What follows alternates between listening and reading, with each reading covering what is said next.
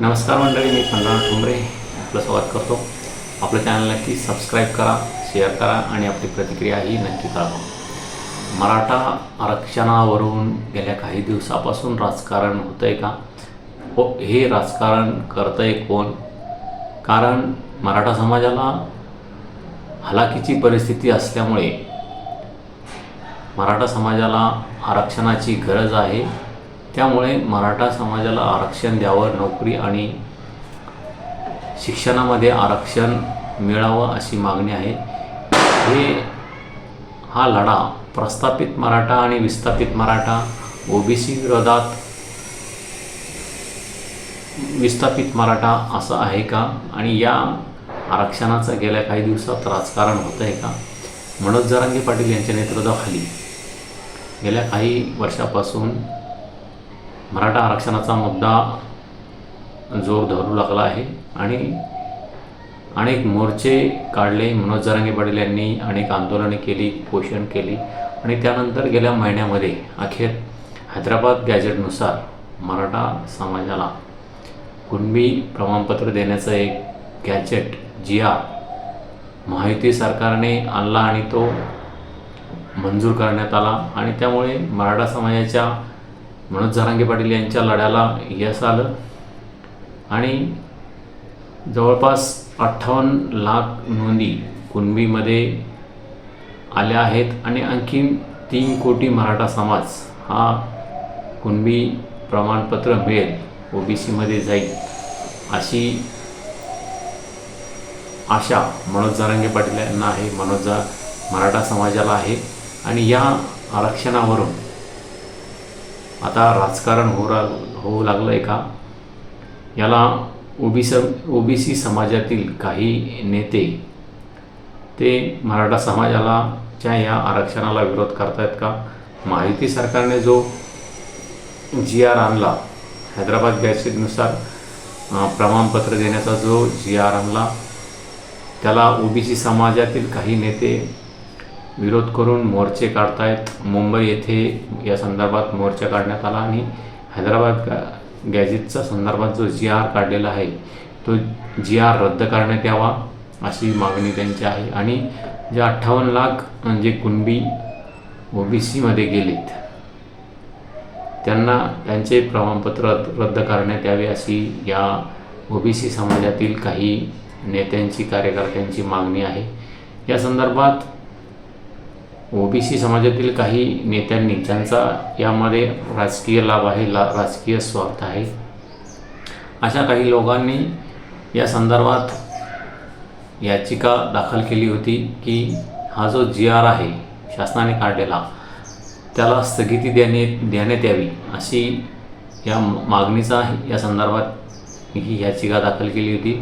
मात्र ती स्थगिती न्यायालयाने कायम ठेवली आणि ओबीसी समाजाला, त्या नेत्यांना एक न्यायालयाने चपराकच दिली असं म्हणता येईल. मराठा समाजाचा कायम ठेवला आणि महायुती सरकारला मराठा समाजाला मोठा दिलासा मिळाला.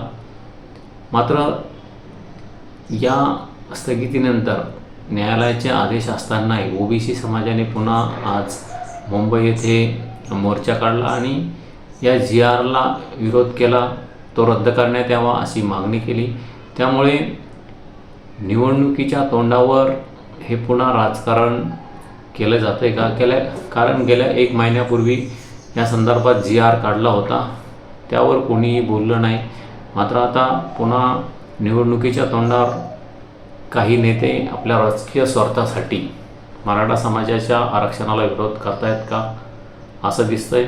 काँग्रेसचे एक नेते विजय वडेट्टीवार कधीही आरक्षणासंदर्भात बोलले नाही, ते गेल्या काही दिवसापासून बोलत आहेत का?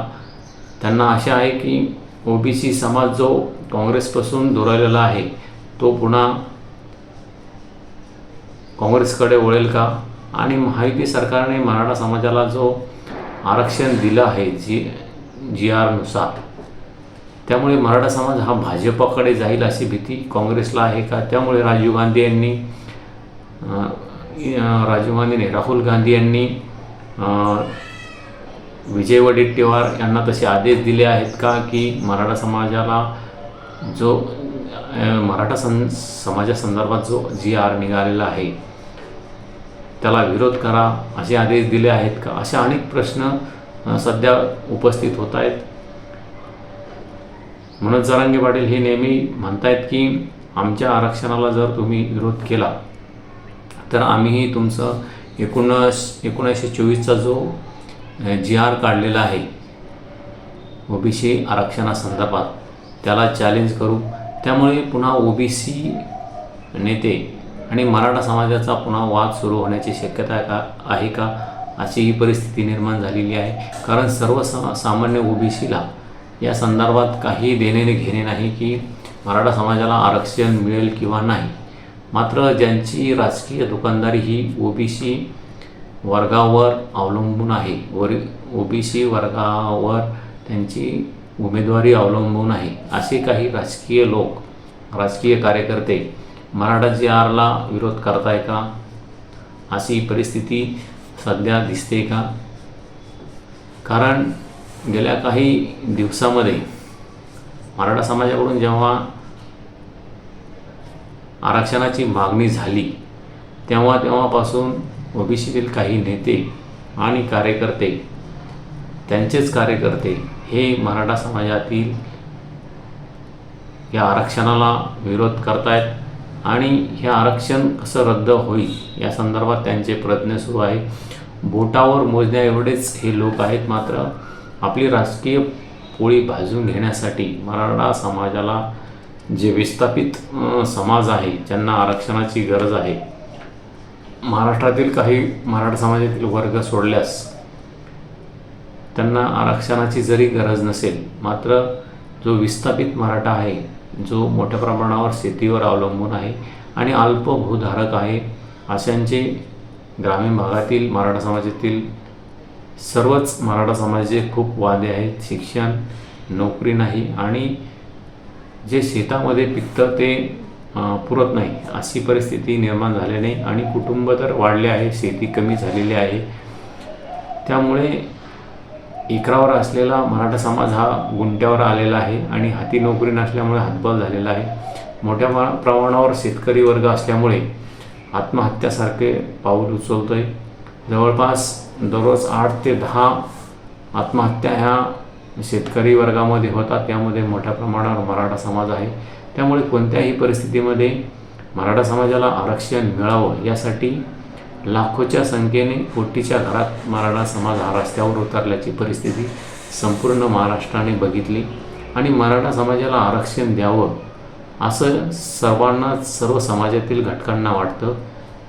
मात्र OBCतीलच काही जे नेते कार्यकर्ते आहेत, ज्यांची राजकीय दुकानदारी OBC प्रवर्गावर सुरू आहे, असे काही लोक, असे काही नेते, यामध्ये छगन भुजबळ असो, वडेट्टीवार असो, लक्ष्मण हाके असो की सदावर्ते असो, असे काही जे लोक आहेत की ज्यांना आपला स्वार्थ, राजकीय लाभ या OBCच्या राजकारणावर घ्यायचं आहे, राजकारण त्याचं करायचं आहे, असे लोक याला मराठा समाजाच्या आरक्षणाला विरोध करताना आपल्याला दिसतात. आणि हे OBC आणि मराठा विरोधात आहे असं वातावरण निर्माण करण्याचा प्रयत्न करतात. असं वातावरण संपूर्ण महाराष्ट्रात आहे.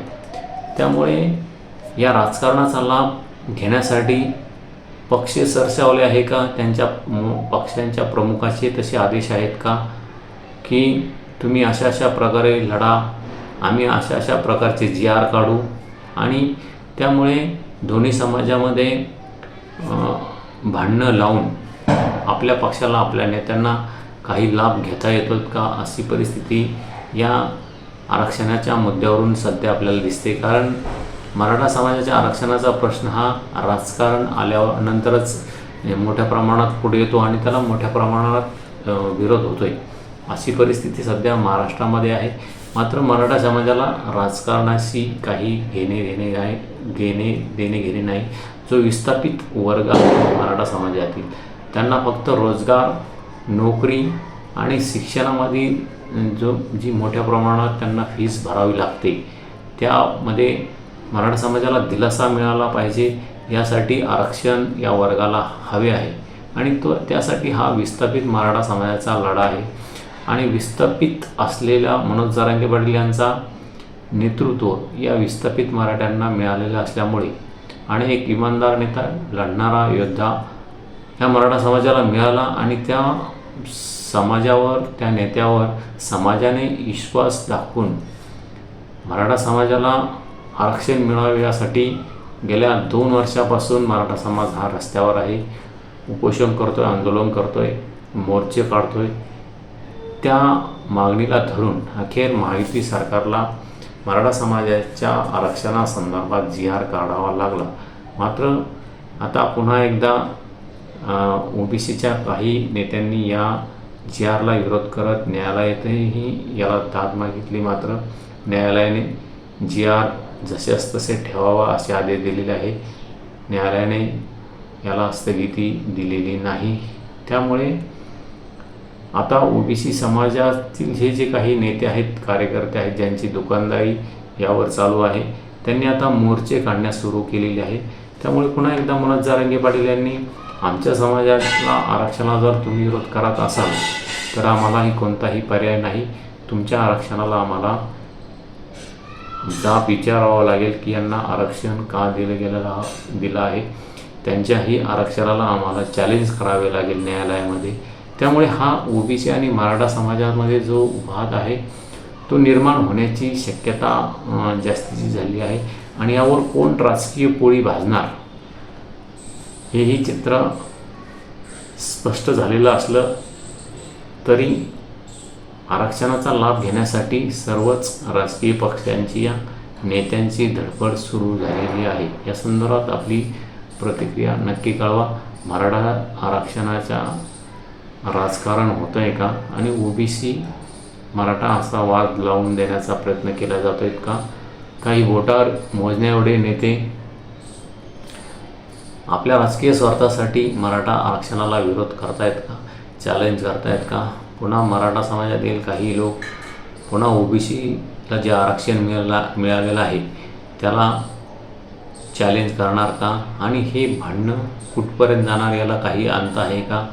या संदर्भात आपली प्रतिक्रिया नक्की कळवा आणि आपलं चॅनल सबस्क्राईब करा, शेअर करा. धन्यवाद. थांबतो.